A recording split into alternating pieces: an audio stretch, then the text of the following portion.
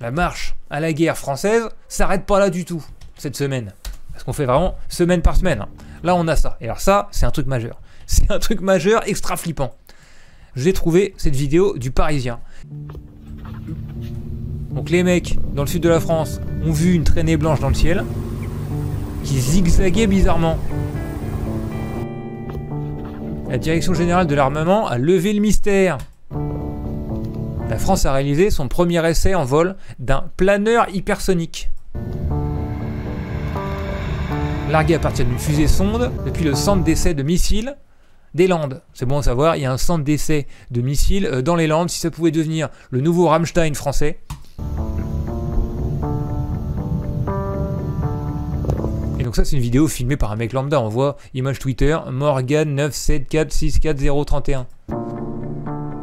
Il y a un gros zigzag dans le ciel, et donc voilà la déclaration de la Direction Générale de l'Armement française qui dit « Hier, la DGA a procédé depuis Biscarrosse au premier tir d'essai de fusée sonde emportant le démonstrateur de planeur hyper véloce VMAX, équipé de nombreuses innovations technologiques embarquées. Cet essai en vol était un défi technique inédit qui prépare l'avenir de notre nouvelle feuille de route nationale hyper vélocité. » Ils disent jamais, ils disent pas du tout dans cette déclaration que c'est pour porter des ogives nucléaires.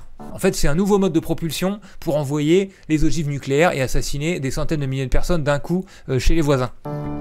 Au début, c'était des bombes larguées par des avions. Ensuite, c'était des gros missiles. On a le M51 en France qui porte des ogives, qui se séparent dans le ciel et qui tombent un petit peu en mode cluster sur les gens qu'on veut assassiner.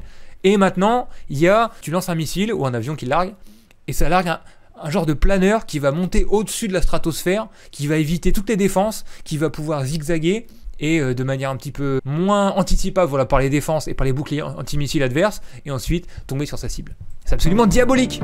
Hypersonique, déjà, ça veut dire qu'on vole très très vite. Mach 3, Mach 5, Mach 10, on va vraiment à des vitesses absolument incroyables.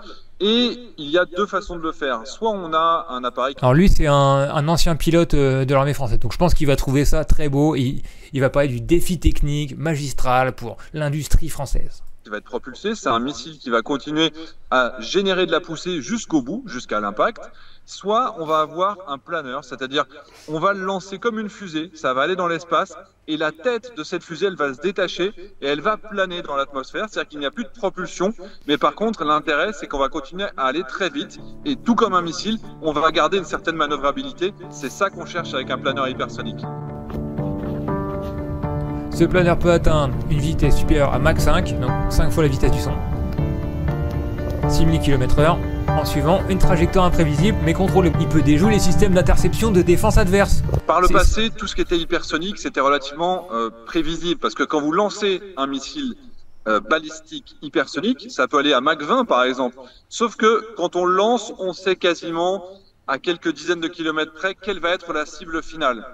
Tandis que l'intérêt de cette génération de missiles et de planeurs hypersoniques, c'est que jusqu'au dernier moment, ils peuvent changer d'objectif. Et comme jusqu'au dernier moment, on ne sait pas vers quel endroit il va aller, et on ne peut pas tirer des missiles de partout. Et donc, ce sont des systèmes offensifs qui sont considérés comme quasiment inarrêtables. Comment tu peux essayer de cacher un petit sourire d'enculé quand tu parles d'un truc aussi démoniaque? Image impressionnante par Didier François, et qui est Frog of War. Bravo Frog of War. Image impressionnante de ce qu'il pensait être le premier essai réussi des capacités hypersoniques françaises, le VMAX, véhicule manœuvrant expérimental. Et donc voilà, le zigzag qui a été laissé dans le ciel français. Si jamais vous vous baladez, hein, et que ce soit dans un pays ennemi de la France ou peu importe, et que vous voyez ces trucs dans le ciel, vous avez peut-être 1 ou 2 secondes pour aller vous planquer, d'accord? Ou pour tweeter mort à la France, hein, bien sûr. Ça va de pair.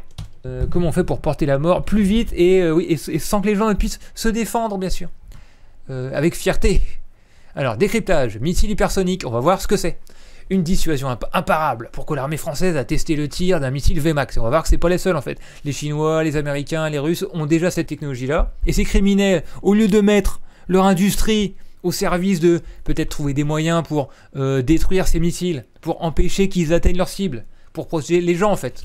Non, ils mettent leur technologie et même des moyens civils, qu'ils mettent dans leur escarcelle pour construire des armes mortelles. Donc voilà.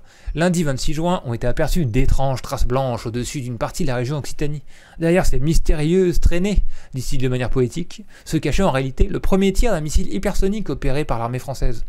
Après ce test concluant, de nombreuses questions se posent quant à l'utilisation d'une telle arme et au développement d'une technologie pour la France. Pour y répondre, la dépêche du Midi a interrogé Thomas Schumacher, analyste en stratégie et défense. Il ne faut pas confondre avec les armes hyper véloces nucléaires qui font l'objet du programme ASN 4G. L'objectif de ce programme est d'obtenir un missile nucléaire aéroporté sur Rafale à l'horizon 2035. Ok, donc il y a un programme pour le faire à partir d'avions lanceurs et d'autres à partir de missiles lanceurs, qui seraient lancés, je pense, à partir des sous-marins qui rôdent partout dans les océans du monde, les sous-marins français, pour semer la mort et la destruction. Quel intérêt la France peut avoir à développer ses connaissances et savoir-faire en matière d'armes hypersoniques? Bonne question. L'objectif est d'augmenter nos capacités de défense, mais de continuer à faire partie des grandes puissances, voilà, c'est surtout ça. Disposer d'un planeur est une dissuasion imparable face aux États, car on ne peut pas contrer ce type de missile. Et en posséder, c'est envoyer un message fort aux adversaires. Oui, je suis un criminel et je l'assume. Et on peut vous atteindre avant d'être stoppé. La France est la 9e puissance militaire mondiale, mais s'affiche dans le top 5 du classement sur les armes nucléaires. Bravo, vive la France! Attends, je mets le générique de Cochonou. Mais la France est dans le top 5 du classement sur les armes nucléaires, selon les Nations Unies. Le pays a les compétences et les technologies pour rester au niveau. Pour réussir ce challenge, elle doit notamment investir dans de nouveaux types d'armement. Ces armes peuvent-elles être un enjeu dans les crises que l'on traverse? Oui, c'est vrai. Peuvent-elles pousser à une guerre nucléaire mondiale? On a vu que, il y a un an, Macron avait fait une démonstration de force nucléaire en simulant une attaque nucléaire, en attendant bien que les satellites russes le voient.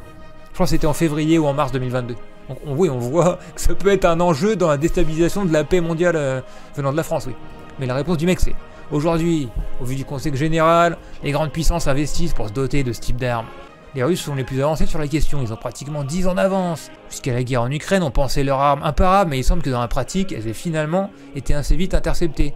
Je pense qu'il parle de l'épisode où les Russes ont détruit des batteries patriotes avec leur planeur hypersonique Kinzhal. C'était il y a quelques mois de ça. Les Américains ont commencé à envoyer des batteries de missiles Patriot. C'est vraiment le truc le plus perfectionné qu'a l'armée américaine en mode anti-aérien. Et du coup, ça coûte un fric, mais de malade, genre vraiment des milliards. Genre une batterie de missiles, c'est plusieurs centaines de millions. Et il y a une grosse explosion à cet endroit-là. Les Russes disent qu'ils ont défoncé 1 milliard d'euros d'équipements militaires américains grâce à un missile Kinzhal comme ça, là, un planeur hypersonique. Et les Américains disent non, c'est parce que juste avant que ça nous détruise, eh ben, on a pu tirer dessus, donc ça l'a aussi détruit, et toc. Et du coup, tout était en charpie, et c'est de ça qu'ils parlent. Donc c'est pas utilisé que pour des armes nucléaires. L'Union européenne a lancé un programme pour contrer ce type de missile. Ah ok, quand même. Mais le programme n'aboutira pas avant 2040, après la guerre mondiale, dommage. Car actuellement, les recherches portent davantage sur le développement de cette arme. C'est ce que je disais! Les mecs mettent tout le pognon pour faire des armes de destruction massive, mais rien pour les empêcher de toucher leur cible. C'est dingue! Qui restera principalement sous le contrôle des grandes puissances. La meilleure défense, c'est l'attaque, ouais, d'accord. Sauf que ça, c'est quand t'es au service, je sais pas moi, mais en tout cas, pas de nous, quoi, pas des gens qui vont se prendre des missiles dans la gueule. D'accord? S'il y avait un vote aujourd'hui sur quoi devait porter l'investissement français en termes de défense, etc., les gens voteraient pour la défense, je pense. Tous les pays feraient ça, en fait. Tous les gens des pays feraient ça. Si notre armée était vraiment populaire, si elle était vraiment au service du peuple, c'est évident qu'elle concentrerait ses efforts sur le fait de nous protéger de tous ces trucs et de pas s'en vanter d'être capable de tuer des centaines de milliers de personnes dans des pays rivaux qui, en fait, contre qui nous, là, les Pékins de la classe ouvrière, on n'a absolument aucun problème avec eux, d'accord? Et en fait, ils signeraient aussi tous les accords internationaux, par exemple celui de l'ICAN, pour interdire tous ces types d'armements flippants.